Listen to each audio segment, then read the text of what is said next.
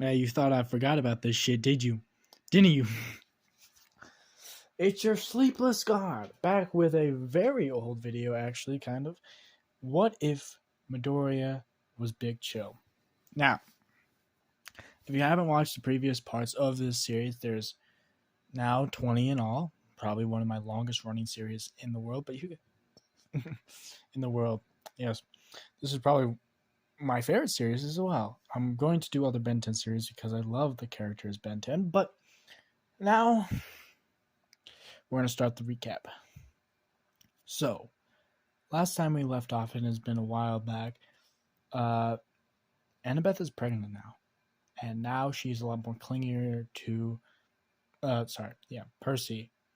Percy has to deal with Annabeth now. I forgot about that part too. Annabeth is obviously a lot more emotional about people being around Percy at this time, especially women. Women being around Percy is not good. Also, with obviously Percy being 10% human, that genetic actually goes into the pregnancy, and that actually makes it that instead of it being a normal pregnancy with him, it is not normal. It's very not normal because Annabeth has never felt a normal pregnancy, but she has seen a normal pregnancy, and this is not a normal sense. But obviously, she's still training, but less. She's eating a lot more, and she's a lot more clingy and a lot more. Literally, will kill someone. But Percy has a great idea with the cologne. He actually makes a certain cologne for Annabeth specifically that will help her control her senses and not go apeshit. After that, they went to the race. Obviously, Annabeth and Percy literally crushed because nothing can touches them. Then they had the chariots. I'm gonna call them, but they're just team ups. Obviously, Annabeth and Percy got second though, with Todoroki getting first, them getting second, and Bakugo's team getting third. Sorry, it's not I talk a lot. It's not done. But after that, we start the battle royale. As let's start with the first fight. As obviously Percy and Annabeth are in the same locker room. Annabeth has her own locker room. Doesn't want to be in there. Says fuck you, leave me alone. I'm in hers. And some of the teachers are like worried, like what if they do something bad in there? What if they start doing the upsy daisy? And literally most of the teachers are like, and it's like what do you mean? It's like, okay, so are all of us clear that they're in a relationship, right? Like, yeah, and we're obviously clear that Annabeth is pregnant, and most of the females like, pregnant? What do you mean? No, she can't be pregnant. She's too young. It's like, no, we don't know where she came from. Maybe she's a fucking perfect age to be pregnant. So we obviously know they're together. We obviously know she is obviously pregnant. This is all Aizawa saying this. And we obviously know they fucking bang. As like some of the teachers are like, how do you know that? Because I literally fucking, I am in a room right next to them. They might freeze their fucking room and I can't hear anything there, thank them. But they'd never freeze their bathroom. So guess what? I can hear them when they do it. I can hear them, especially when I'm taking a shit. So guess what? I know that shit, and they're fucking banging. So I know it. And guess what? I don't care. Maybe it calms her down. I just not gonna deal with that shit. As the first fight is actually Percy against who should I put him against? I'm not gonna. I thought we are gonna go big guns, but no, we're gonna go small guns. Percy against Tailboy. As it actually, Tailboy actually puts up a decent fight against Percy, mostly because Percy is holding back just to see his talent, but he's grown. Tailboy actually has a weapon. Uh, he does have a weapon that he can use, but also, uh, Tailboy literally just is mastered his tail a lot better and got a lot more control with it. Percy does wipe the floor with him, obviously. Next fight is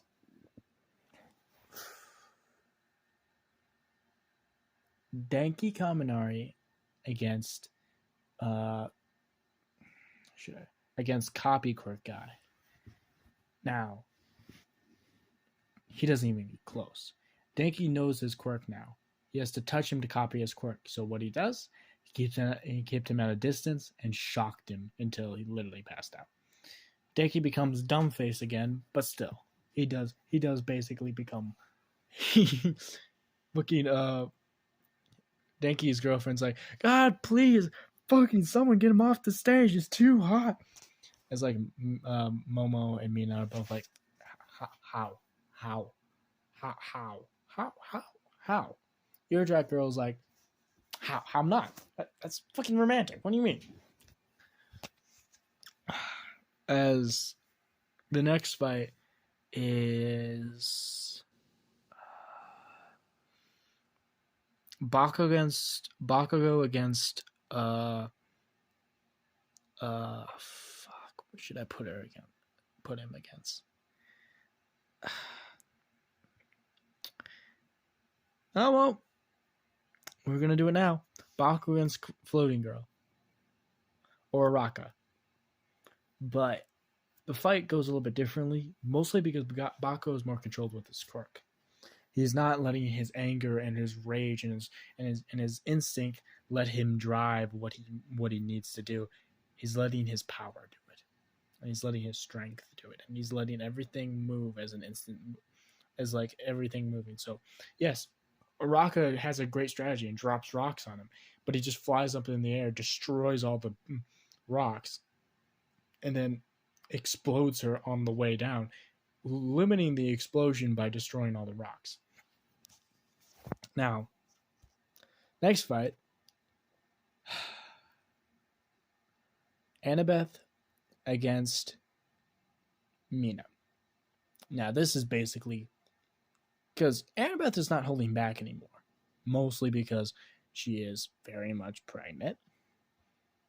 And second fact is her hormones are on a different level. So even her walking down to the stage took more effort than anything else in this world.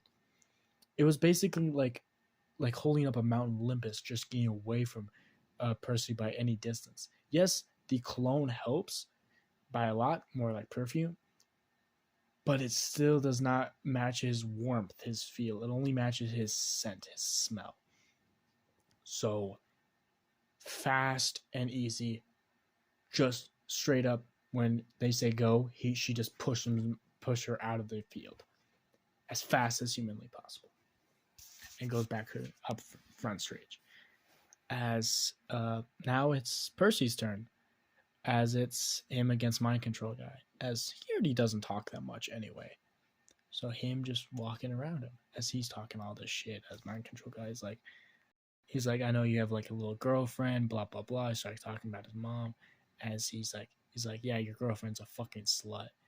As he instantly just, after that, his entire body froze, and he has a mouth, just froze his mouth, and he just closely went up to his ear and just said, you can talk all the shit you want against me, but if you talk fucking word about Annabeth, as he grabs his throat, crushes the ice, and just starts choking his windpipe, I'll send you into the fucking morgue, as he chucks him out of the fucking stage.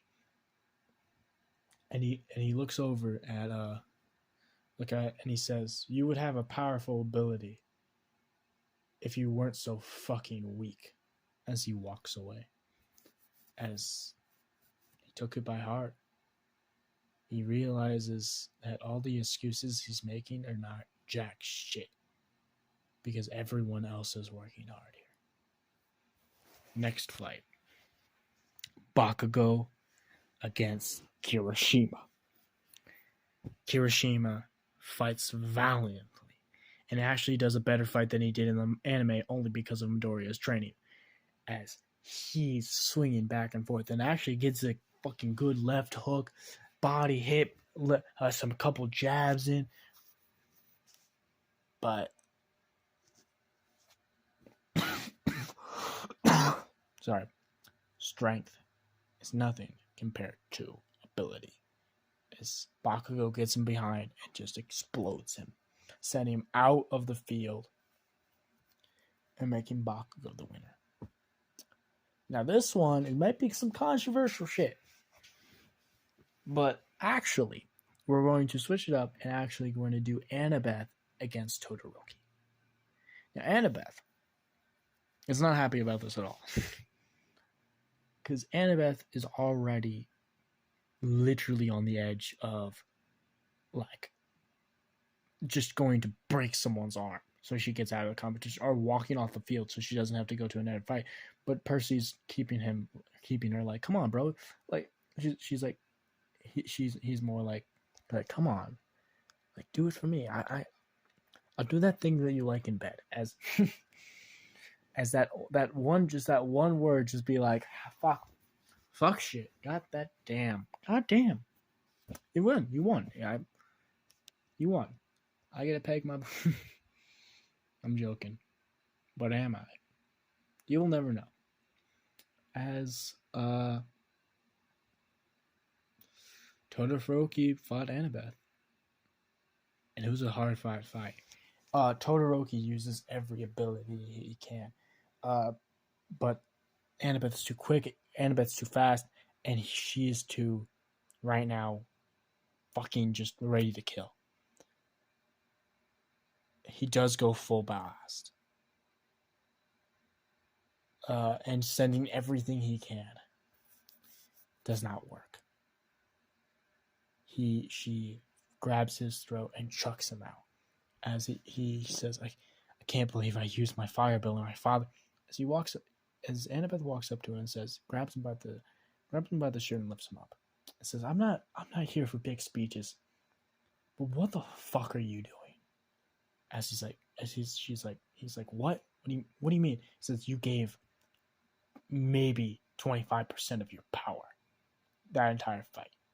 Most of that entire fight, as he chucks him, and they're like, get back, and everyone's like, he's like, most of them, and you, that's a disrespect for what my effort is to fucking win, and you just put 25% on the table, and just said, I can win, I can beat you. You can't, you never could. If you didn't put the 100% on the table, 100 fucking percent on the table, you will never beat me, and you will never beat any villain that it puts 100% on the table. As she walks out, as he has a change too. He realizes he thinks he's only putting 50 out. He says, I'm holding back by, he didn't even think he was holding back. He thought he was putting 100% out, but he's only putting 25%. The reason it's only 25 is because the fire ability side helps his eyesight a lot. Cool down, heat up. So guess what?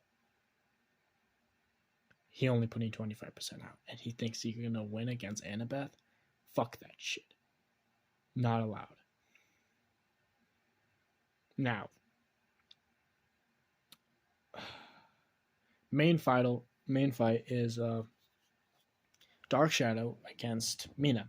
Not Mina, Momo. Dark Shadow wins. Just too much combat skills. Mina needs still a lot of help with her quirk, but she can be great. As we go to who's next? Actually, that's almost everyone.